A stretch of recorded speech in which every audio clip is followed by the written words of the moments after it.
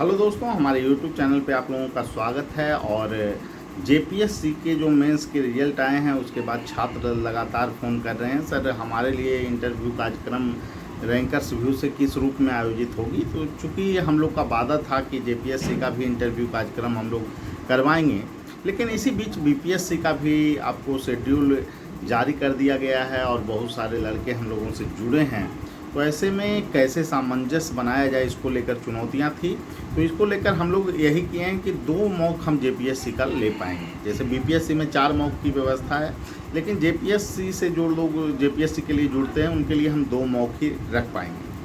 लेकिन दोस्तों, यह मॉक आपके लिए उपयोगी हो सकता है। और सबसे पहली बात यह है कि आप हमारे पुराने वीडियो जो बिहार को लेकर बन रहे हैं उसको भी आप लोग देखते रहें। और इसमें प्रशासनिक अप्रोच के जो प्रश्न हैं दोस्तों, वो आपके लिए काफ़ी महत्वपूर्ण हो सकते हैं और उसी आधार पर आप झारखंड की भी तैयारी कर सकते हैं। एक थोड़ा सा रोड मैप हम बता देते हैं कि झारखंड को आपको कैसे तैयार करना है। देखिए, इंटरव्यू की जो तैयारी होती है ना, वो पीटी की तैयारी और मेंस की तैयारी से थोड़ी सी अलग है। ये अप्रोच आधारित तैयारी है और इसमें आपको प्रशासनिक दक्षता से संबंधित चीज़ों पे ज़्यादा फोकस करना है। कुछ ऐसे भी प्रश्न आपको पूछे जाते हैं जिससे कि आपके अंदर की वैचारिक दक्षता को भी चेक किया जाता है कि आप में कहीं जो है कि सामाजिक रिस्पॉन्सिबिलिटी वाला गुण है या नहीं है, या फिर आप सामाजिक स्तर पर कैसे आपके विचार हैं, आप में कहीं जातिवाद का तो गुण नहीं है, सांप्रदायिकता का गुण तो नहीं है। ये सभी चीज़ें आप में जांच की जाती है और इसके लिए विभिन्न प्रश्नों का सहारा लिया जाता है। अब पहली बात हम कर रहे हैं अभी इस वीडियो में, झारखंड सेक्शन को आप कैसे तैयार करें, इस पे हम बल देंगे। देखिए, सबसे पहले झारखंड के अगर आप ऐतिहासिक बैकग्राउंड को देखेंगे तो वहाँ पर आप पाएंगे कि झारखंड के क्षेत्र में बहुत सारे आंदोलन हुए हैं, ठीक है। और महत्वपूर्ण आंदोलन के बारे में आपको जानकारी इंटरव्यू में होनी चाहिए। उसमें सर्वप्रथम हम एक ही बात बोलेंगे कि जो आंदोलन हुए हैं, चाहे कोल आंदोलन हो संथाल हो, बिरसा हो, या फिर आपका ताना भगत आंदोलन हो, ये सभी को आप लोग अच्छे ढंग से थोड़ा देख लें, ब्रीफ स्टडी थोड़ा कर लें कि इनका क्षेत्र कहाँ रहा, कौन सा क्षेत्र प्रभावित था। जैसे कि संथाल विद्रोह में संथाल परगना, बिरसा का अगर देखिएगा छोटा नागपुर का क्षेत्र है, खास करके रांची वगैरह हजारीबाग का ये क्षेत्र। तो ये सभी आपको देख लेना है, क्षेत्र देख लेना है, किसने नेतृत्व किया इसको देख लेना है।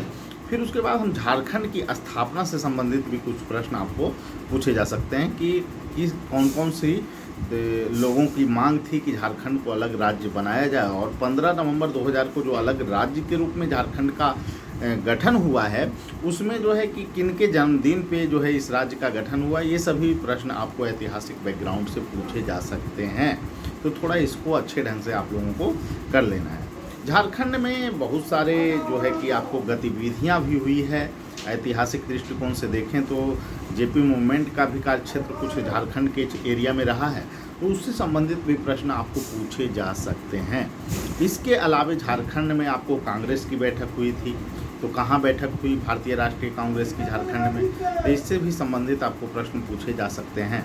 इसके अलावा ज्योग्राफी को आप कैसे तैयार करें, ये एक चुनौती है। तो ज्योग्राफी में आप खास करके हम यही बोलेंगे कि झारखंड के जो प्रमंडल हैं उसको आप लोग बांटकर अच्छे ढंग से अध्ययन कर लें। चाहे पलामू प्रमंडल, तो परमाणु प्रमंडल में देख लीजिए कौन कौन जिला पड़ता है।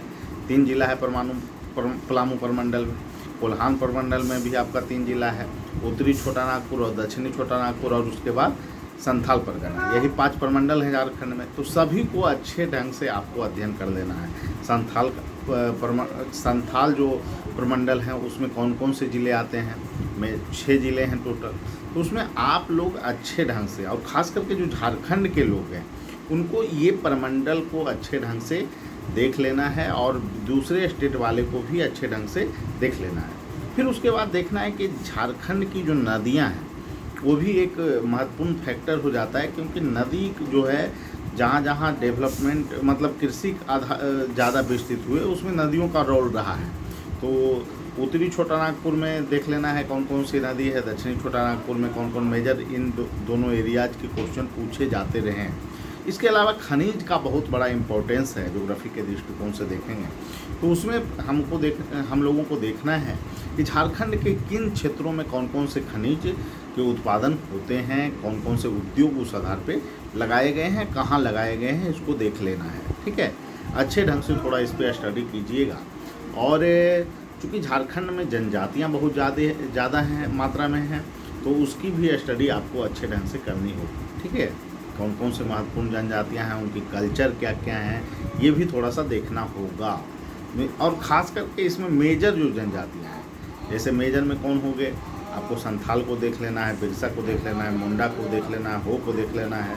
ठीक है, संथाल को, मुंडा को, हो को, ये सभी को आपको अच्छे ढंग से उनके कल्चर को देख लेना है। ठीक है, और मैं एक बात और कहूँगा कि झारखंड का जब ज्योग्राफी का अध्ययन आप कर रहे हैं, ठीक है, तो ये ज़रूर आप अध्ययन कीजिएगा कि किन क्षेत्रों में किस चीज़ का उत्पादन, प्रोडक्शन होता है, क्लाइमेट कैसा है। उसके आधार पर आप जो है कि आगे चलकर जो प्रश्न आपको होंगे, उसमें सबसे बड़ा जो आर्थिक रूप से जो प्रश्न पूछा जाता है आर्थिक आधार पे, तो झारखंड में अगर आप देखिएगा तो आर्थिक रिसोर्स का मुख्य आधार जो है आपको खनिज संपदा है।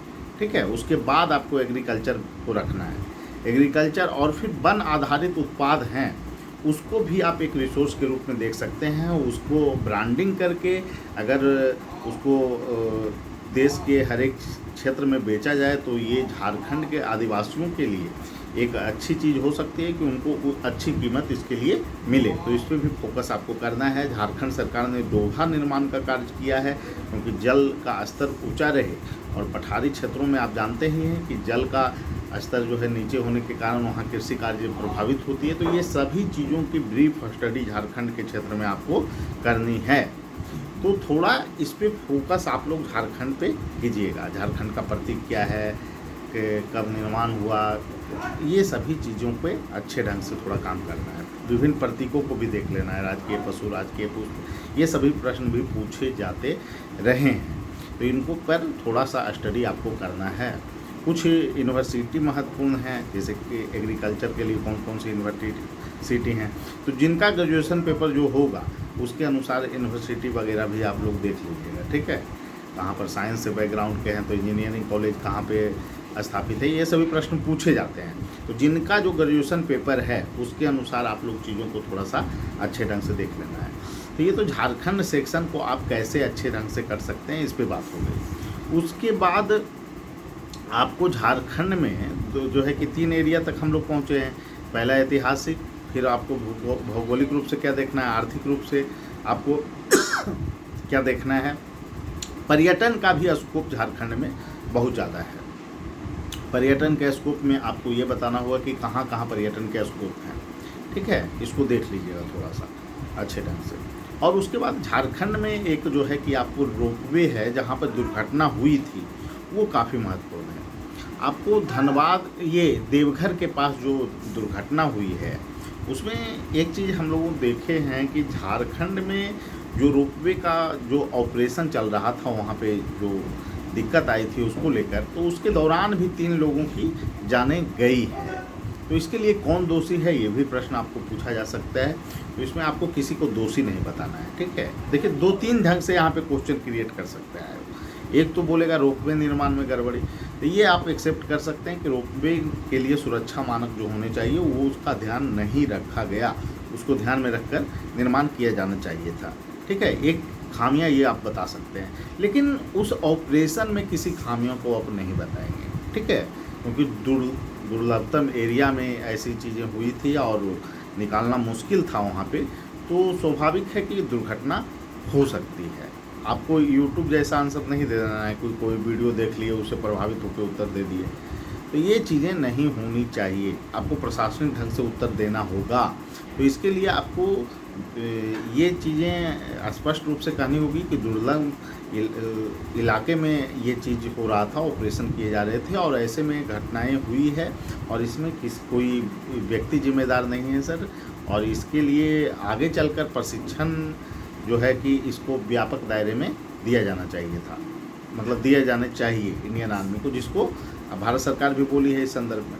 और गलती एक्सेप्ट किसी का नहीं करना है। ठीक है, झारखंड सरकार दोषी है, केंद्र सरकार दोषी है, ये सभी चीज़ें मीडिया के स्तर पे ठीक है, आप लोगों को इसमें नहीं पड़ना है। इसके अलावे जो झारखंड सेक्शन का चीज़ है उसमें आपको जलप्रपात को भी थोड़ा देख लेना है, क्योंकि देखिए जोग्राफिकल कंडीशन जिस एरिया का जैसा होता है, पठार का कैसा जो है बनावट है, ये पार्क प्रदेश की ऊंचाई कैसी है, थोड़ा फैक्ट भी वहाँ पे देख लीजिएगा। उसके अलावा जो प्रशासनिक प्रश्न हैं उसमें आपको दिमाग में रखना है खास करके कि प्रशासनिक प्रश्न अगर पूछे जाएं तो उसमें जैसे कि आप क्यों प्रशासक बनना चाहते हैं, तो इसमें बहुत सारे लोग होते हैं कि सीधे चुप हो जाते हैं, ठीक है, वो नहीं करना है। जो भी प्रशासनिक प्रश्न है उसका उत्तर आप लोगों को अच्छे ढंग से देना है।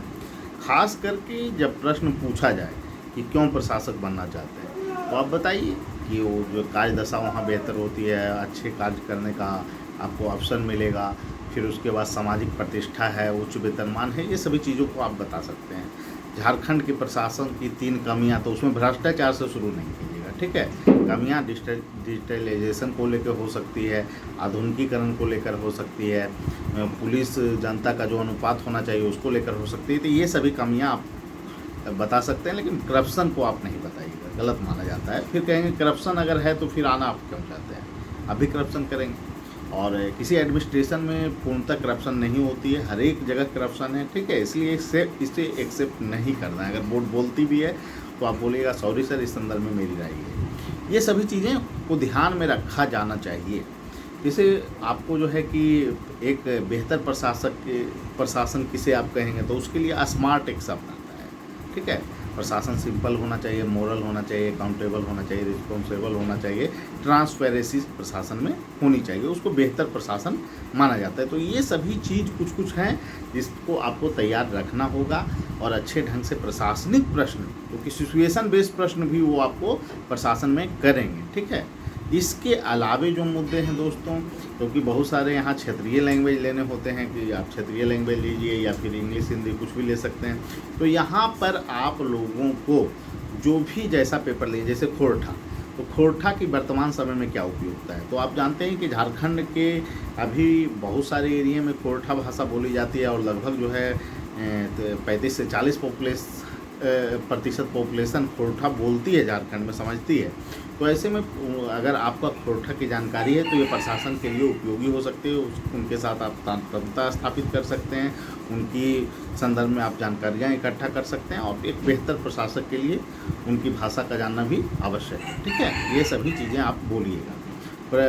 खोरठा के विकास के संदर्भ में भी आपको प्रश्न पूछा जा सकता है, तो इसके लिए आपको तैयार रहना होगा। जो नागपुरी लिए हैं, नागपुरी का खोरठा का क्षेत्र पूछा जा सकता है। तो अब खोरठा पढ़े ही हैं तो हमारे समझ से कोई दिक्कत होना नहीं चाहिए इसको लेकर।